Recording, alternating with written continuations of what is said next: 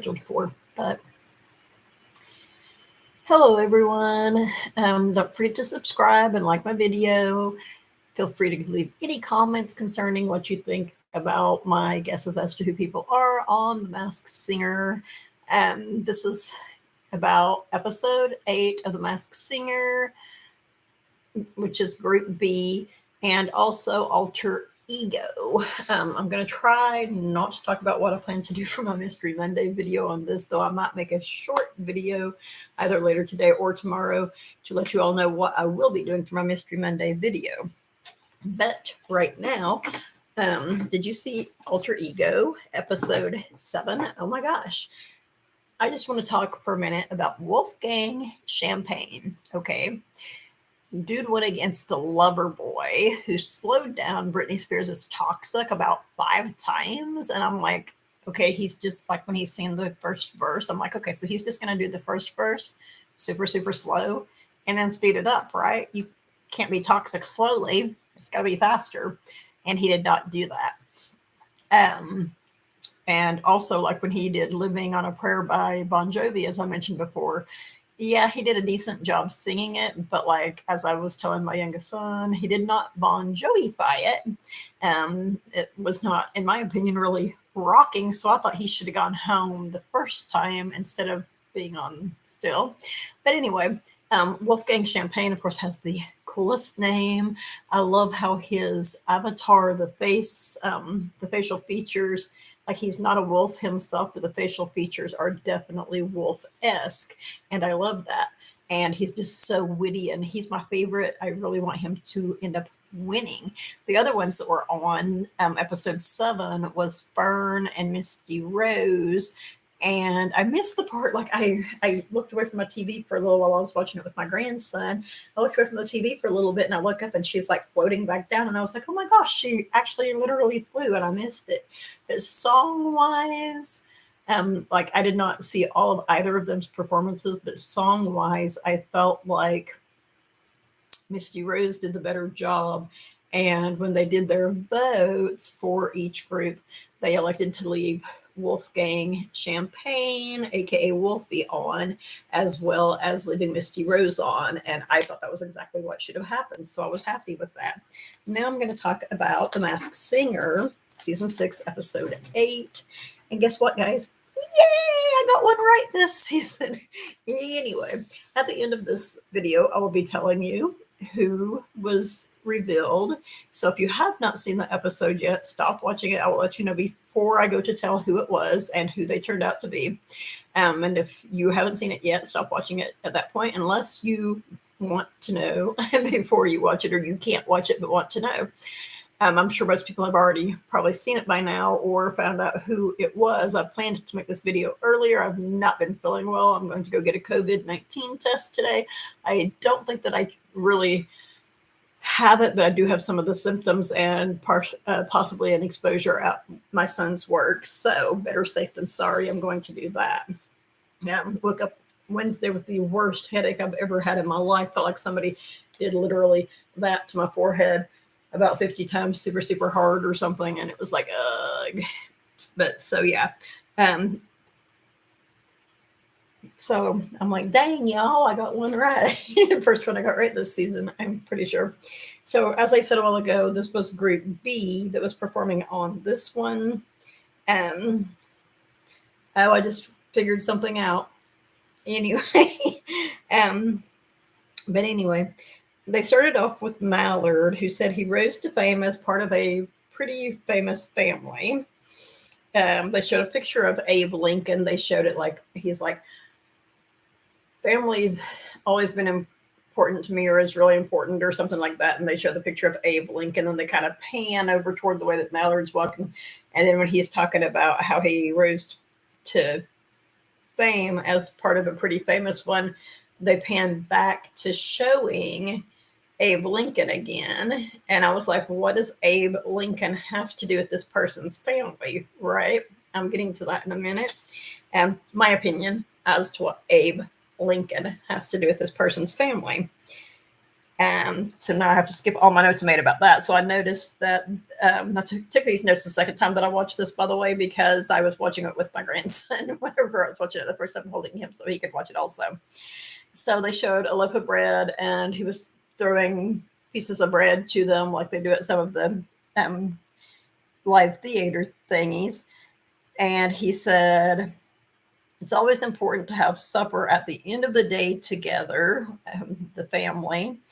And he also said he was scrutinized over he's been scrutinized over what family members have said. And at this point, I'm like, well, maybe it is Willie from Duck Dynasty. I was going to look and see. I wrote down here, maybe it is Willie Robinson. And then I went, wait, their last name is Robertson, isn't it? But I forgot to double check and see which one it is. But y'all know who I'm referring to. I know a lot of people on the internet were like, I think it's Robertson, Willie from Duck Dynasty. And I'm like, I mean, Willie being dressed as a duck, they don't normally do that sort of thing. They would have him dressed as, I don't know, a camel. I think there's already been a camel. I don't know. I don't remember. Anyway, and he said that he's discovered that him and his family members, the ones that he was scrutinized over what they said, are more alike than they are different. And he sang a song by Luke Bryan, which I forgot to write the title of down. But at one point in time, he was at a Luke Bryan concert. He said he considers Luke Bryan to be a family member. And Luke Bryan tried to get him to get on stage and sing this particular song with him, but he didn't know the words to it. And so I'm going like, it could be Blake Shelton. Very, very possibly could be Blake Shelton, right? It could be Willie. I don't know. But they had a turkey drop, which brought a clue. And that clue was a crown. And I was going, crown? What would a crown have to do with Blake Shelton? Okay, he drinks whiskey. He's a country singer. What would it have to do with Willie? Willie drinks tea. They drink iced tea on there quite a bit. I don't know what a crown would have to do with Willie. So I was kind of confused, right?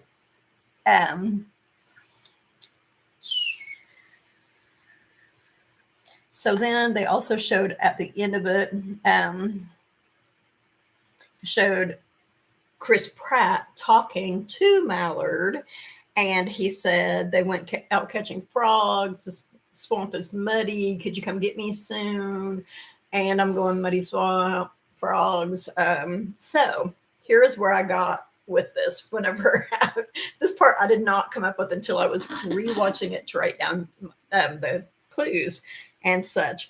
And I was like, sitting there watching it going, why do they keep showing Abe Lincoln? I'm trying to figure this part out. Like, what does Abe Lincoln have to do with this guy's family, right? So I'm writing it down. I'm like, Abe Lincoln, Abe Lincoln. Abe Lincoln. What's the movie where they call someone, where someone's named Blinken and someone says Abe Lincoln, right? Robin Hood Men in Tights with Cary Elwes, who has some rockin' dimples, let me tell you. So that made me look up Cary Elwes, right? Ivan Simon Cary Elwes is his actual name. Of course, we know he was on the movie Princess Bride. Remember, there was the stagecoach, there was the old-timey boot, there was the monocle. I can't remember what movie it was. There was a movie, though, that he did use a monocle. As my son reminded me, he's part of the Mel Brooks family. So that could be the reference to him becoming famous as part of a famous family, right? Or as part of a family, him becoming famous. Of course, I could also refer to Willie from Duck Dynasty. The scrutinized over stuff that people said thing could definitely go a Mel Brooks way, or it could go with Duck Dynasty.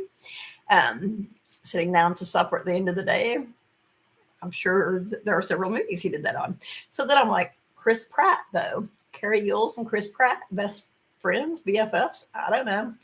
So I searched to see whether they had ever done anything together, and they were in a movie called Walk the Talk, which was from 2007. And there are several pictures of them together online. Perhaps they became friends whenever they were making this movie together, right?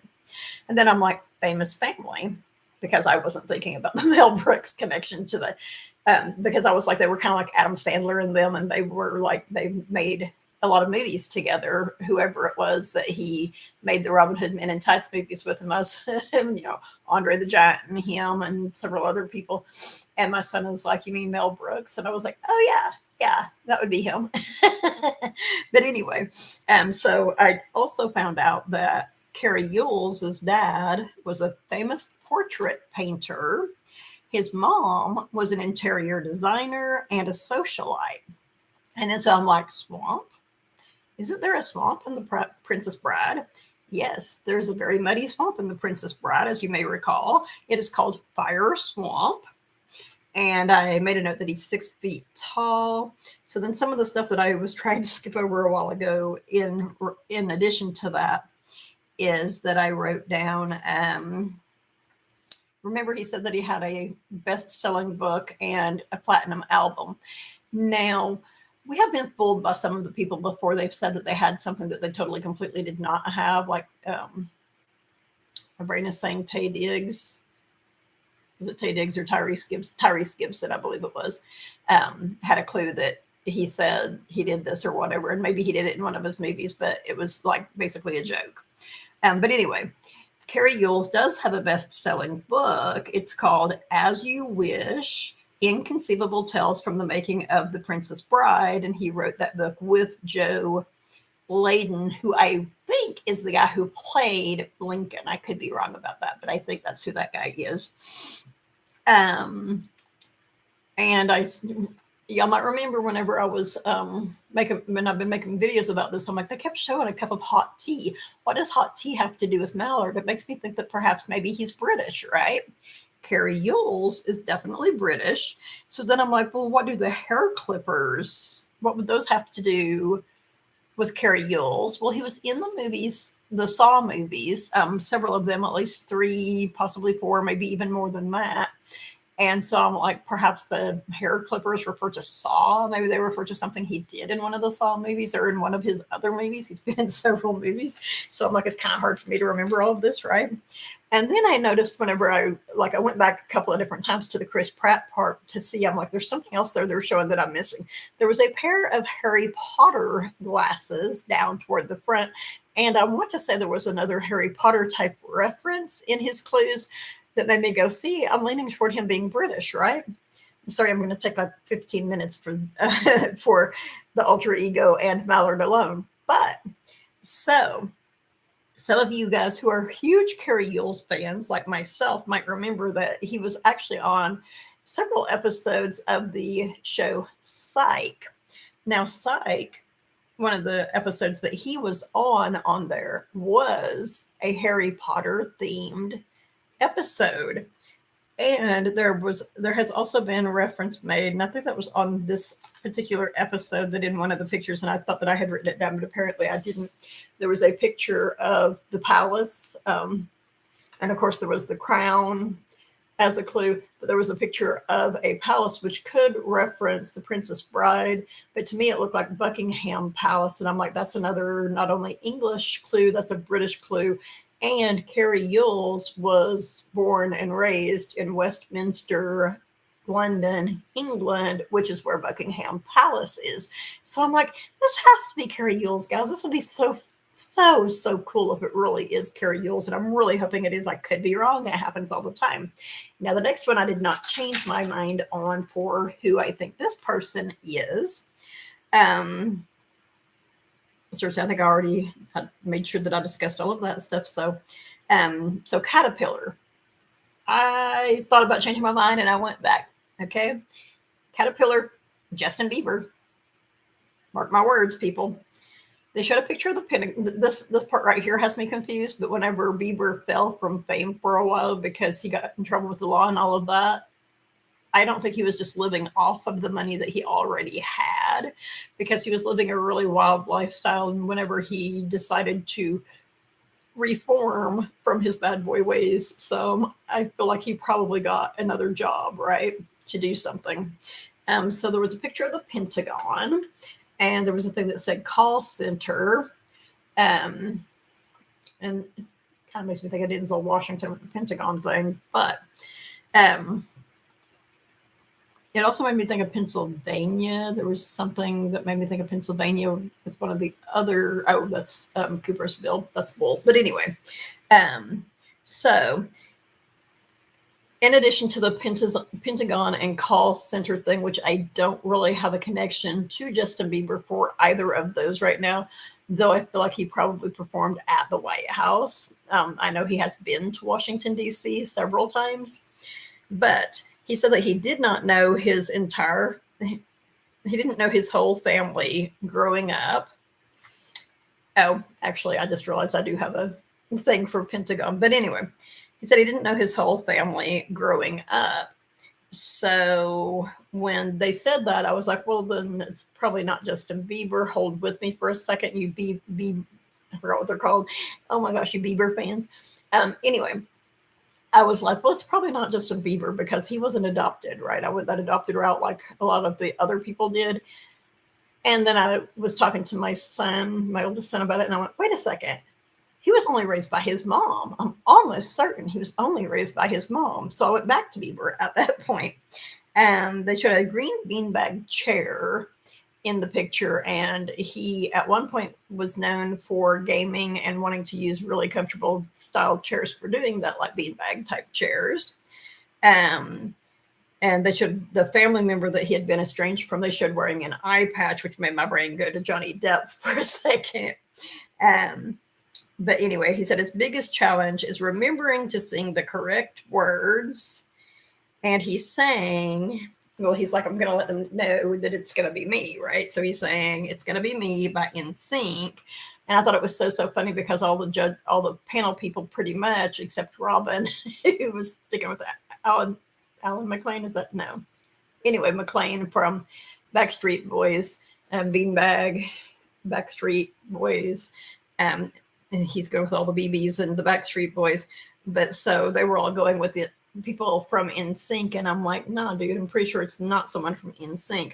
Well, his turkey clue turned out to be Pop, which that and the adoption thing led Jenny to JC Chazez. I'm not going to say. There's a certain particular thing that happens in the Pop video by NSYNC. If you're older and have seen the video, you probably know what I'm referring to. And I'm like, dirty, dirty Jenny, that should not have made you think of him. But she was ready to push that buzzer button, which I hope none of them ever use in Reveal Caterpillar. And I'm like, nah, dude, how you going to know who would have actually won if you're like, I totally know who this is, and push that button and reveal someone so you can get 2 points for the golden ear thing? Because right now, going toward the golden ear, the only one of them that has a point is Ken, because he's the only one that stuck with his initial guess and got it right so far.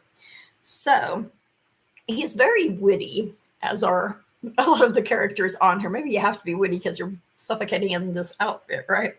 So here are my connections to these clues. I know there were a lot more clues probably for him that I did not notice, but my connection to the clues that I did notice is that there is a group called Pentagon who loves to cover Justin Bieber songs. So that could be a reference to the Pentagon thing. Also, he was raised by his mom and his grandparents. He did not live with his dad. He did not see his dad for an extended period of time and then reunited with his dad. So could have very possibly been he's working at a telemarketing place and calling up his dad and hanging up, not wanting him to know that it's him that's calling. And also, remember, he said his biggest challenge is remembering to sing the correct words. So I looked up, happens all the time to singers. It would happen to me if I were a professional singer, which thankfully I'm not. But anyway, is remembering the words, to sing the correct words. Well, Justin Bieber forgot the words to his hit song, Sorry, at a concert in New York City. I'm sure there have been other times that he forgot the words to songs, but like Sorry is one of his really, really big songs, and he forgot the words to it. So that could be a challenge for him. So I'm still going with Justin Bieber for Caterpillar. Now, the next one was Queen of Hearts. She said she was criticized by the press when she was discovered, all because she was a woman. She's always written her own story, and I'm sticking with Debby Ryan for her. Debby Ryan on Jessie was a producer, and she helped with the writing of the series. And she's also now on Insatiable, which is a Netflix series. I think she's on it. She might just produce it and direct it. And she possibly does some writing for that, right? They showed a cowboy hat. She has worn cowgirl outfits, like when she was on Sweet Life on Deck. She wore those. And she said she's doing the show to push herself. So she changed her song at the last minute, which turned out to be a real challenge. The song she sang was River by Bishop Briggs, which I don't think I had ever heard, but she did a really good job on it. And her turkey clue was home. Now, from that, I went, okay, so she's still referencing The Wizard of Oz. So I looked up and saw who played for Dorothy on The Wiz, and that was Diana Ross. And I'm like, no, this is not Diana Ross, though Jenny thinks that it's someone of that caliber. And I said that home could refer to Debby Ryan growing up in Alabama, sweet home Alabama. So I was like, home could be referencing that. And the 10 o'clock thing from an earlier episode, I said, could possibly refer to the original time that the show Jessie came on, because in the pictures, whenever I Googled it, there was one of them that said Jessie, 11 p.m. And I'm like, well, I mean, if you're on the East Coast, it would be 11 p.m. Where I live in the Central Time Zone, it would be 10 p.m. Where she lives in Alabama, it would have been the Central Time Zone, 10 a.m. So I think I said p.m. a while ago, but anyway, it would have been 10 a.m. for her also. Something like that. That maybe is the 10 o'clock reference, right? So yeah, I'm sticking with Debby Ryan. And she said that it brings back a real innocence to the singing, being in the costume does. And I'm like, which could reference her singing when she was so young on Sweet Life on Deck and stuff such as that. And they showed a crow, was what I wrote down. I looked it up as a crow, I looked it up as a raven, and I looked it up as a blackbird. Now, I could not find anything about Debby Ryan being on an episode of Raven or being friends with Raven per se, but they are both Disney shows. They're both Disney kids. They're both from Disney. So there could be some kind of connection between her and Raven-Symoné. And I was also thinking perhaps maybe this is the girl that played for Raven's best friend, but I really think she's Debby Ryan. I said, let's call it a Raven and say it references Disney. I don't know. That's where I'm going with that. So the next ones that performed were Banana Split. They showed a water tower that said, welcome to Splitzville. It had a carnival theme, like a theme park. There was a roller coaster it showed.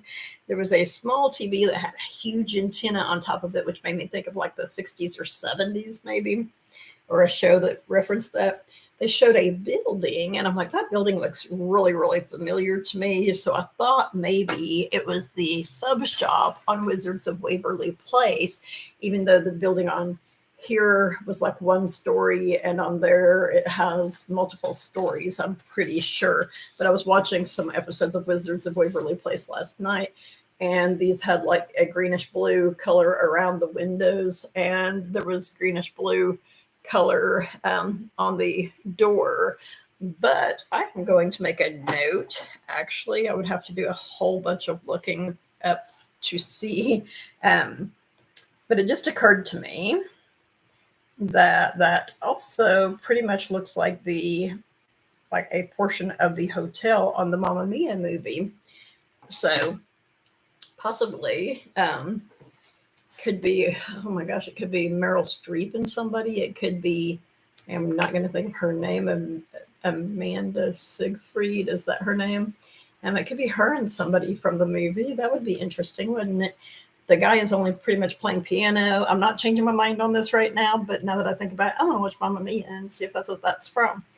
I love that movie. But yes, so she said the last time they worked together, I said last time they worked together scene. That's not what I meant to say. Last time they worked together scene. The scene was a theme park. But she said the last time they worked together, they bickered a lot. It was a nightmare, and she was vacuuming. They showed a little black beetle sitting on top of a table. And the scene that they were in appeared to be an apartment. There were plants, a lamp, a sofa, 2 chairs, kind of like ones that you would sit in a waiting room at an office. There were long double curtains with a blind. He brought her some flowers. He said she's impossible. She said he doesn't want to learn new things, which told me that he is probably older than she is, which again, I'm like Selena Gomez and Martin Short, right? He's quite a bit older than her.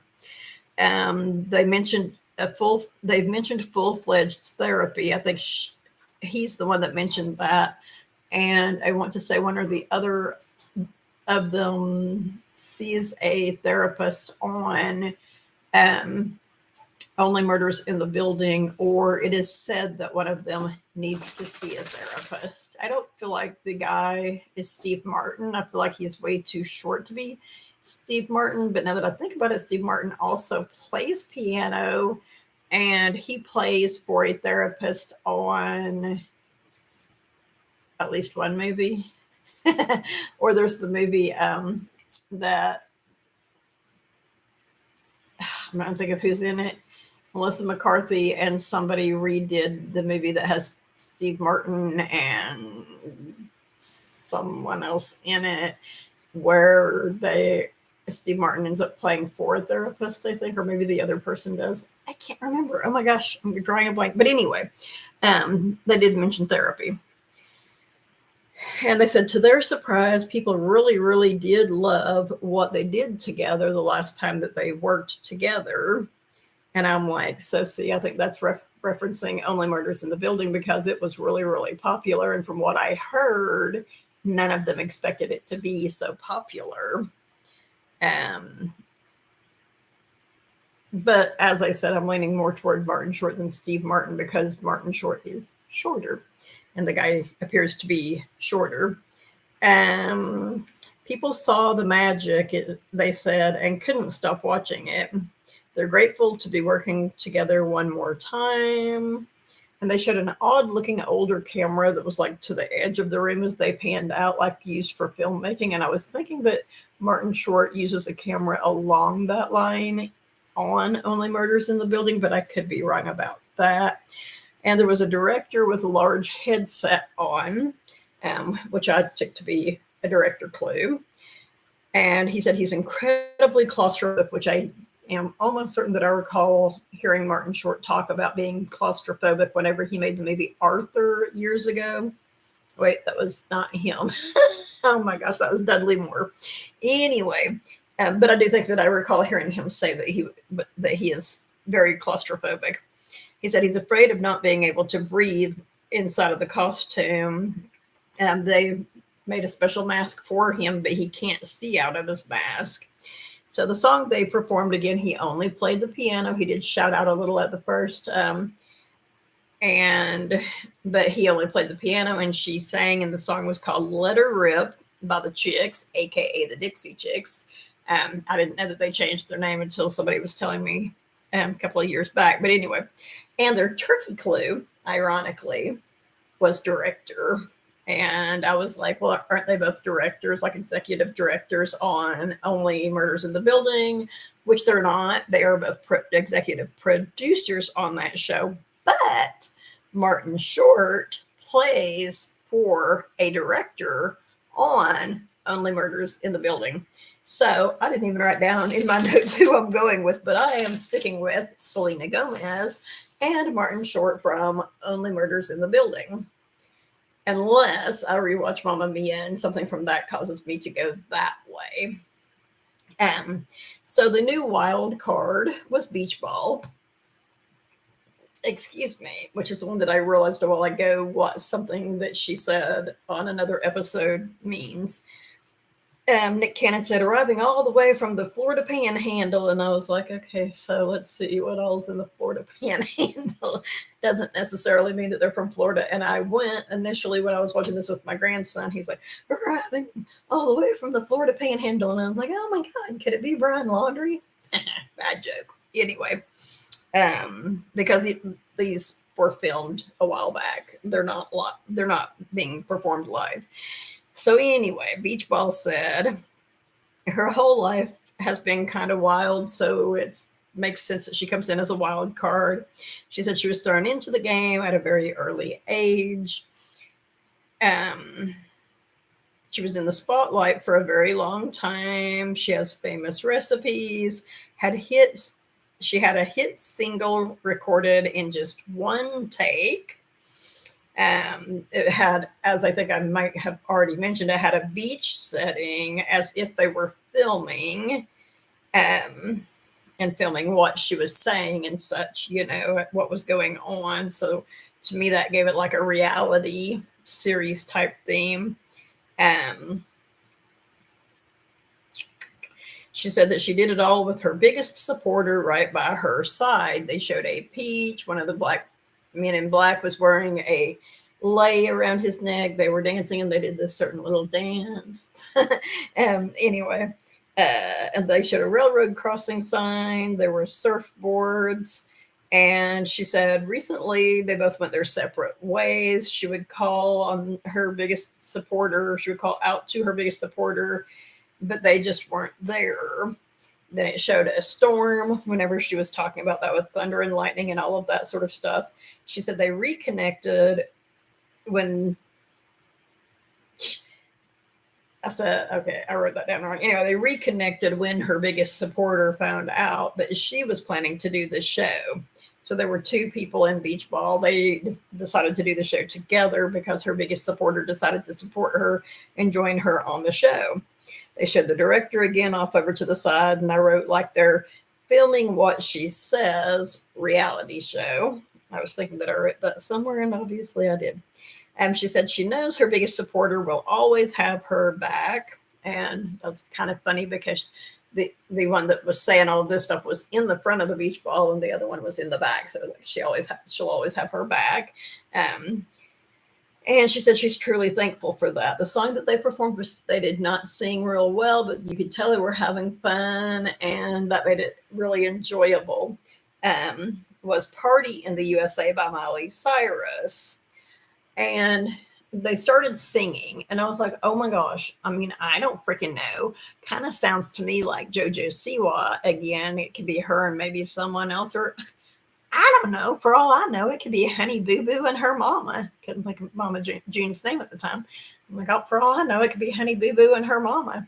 And I said it sort of sarcastically, but whenever they do their first impression guesses, I'm like, well, I guess I need to do a first impression guess like they do. So I'm like, as much as I would like to have liked Robin's Kat, I knew I was going to forget her last name again, but Kat and the other girl from Two Broke Girls, Kat plays for Nora on Nick and Nora's Infinite Playlist, and she can sing. Almost certain that she did an album. I could be wrong about that, but I'm almost certain she did an album after that movie. So Kat can sing. So I was like, nah, I'm going to stick with Honey Boo Boo and her mama, just because I don't know who else to say. I don't know who else it might actually be.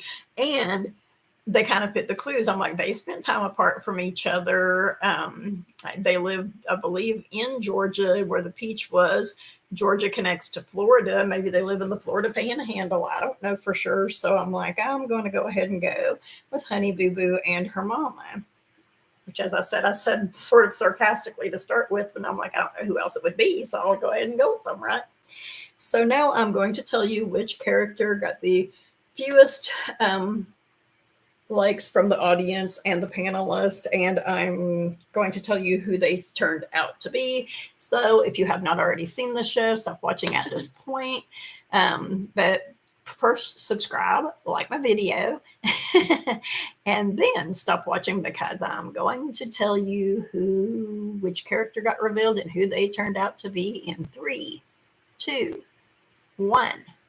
The character that had the least votes was beach ball. As I said, they were obviously having fun, but did not do that great of a job singing. And I already told y'all that I got one right. So I guess by telling you that they were revealed, you already know that it turned out to be Honey Boo Boo and her mama June. And like they opened the side of the beach ball for them to come out, and she stepped out, and I was like, that is Honey Boo Boo. Oh my God, I got it right. But yeah, I was very surprised and impressed with myself. I was very happy to see them on the show and on the show together.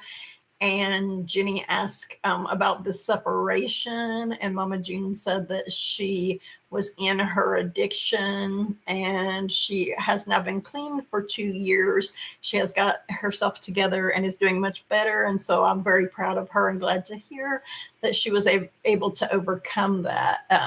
Whenever I would watch the show, she never struck me as someone who had a drug problem or anything like that. A shopping addiction, yes, but you got to make sure you have enough for your family, and she had stuff well organized. But anyway, and I did know at one point in time that Sugar Bear, like her and Sugar Bear had separated, and he had gotten custody of her kids, and I was like, what? Like, he seems like he wouldn't be as good of a parent to the kids as her to me. And like she did get arrested and spent some time in jail. And I was like, I mean, because she was in jail, they gave him custody of the kids. Like, how long was she in there for and stuff like that, you know? And it wasn't really, there wasn't a lot about it on the news or anything like that. They did a really good job of keeping that part of their lives private until recently. But I was very happy to see them on there. I used to watch their show all the time. I watched it with my youngest daughter, and it was always really entertaining, sometimes kind of stupid. And the dance that the two guys were doing on the beach was definitely a dance that her and her sister, I can't think of her name, but the sister who ended up having a baby, it's a dance that they used to do on the show. So it was a really good episode. I really enjoyed it. And I'm not going to talk about what I plan to do on my Mystery Mondays video because this is already almost 40 minutes long. And I will try to make a short video. I mean, I've already said what I was going to do, what I was intending to do about it, but I'm going to try to make a short video, kind of a trailer for that either later today or sometime tomorrow. And I might make a video telling you guys and telling my subscribers and viewers what my results to my COVID-19 test are. The place that I am going does rapid testing and send out lab testing. And this time, if it comes back negative, I'm going to ask if they can send it to have the other type of test done. It's my understanding that now, for the most part, if a test does come back negative, they do go ahead and do that, but I don't know for sure. Anyway, I'm going to go ahead and end this video. I hope you all enjoyed watching this, and I hope you all are enjoying watching Alter Ego and The Masked Singer.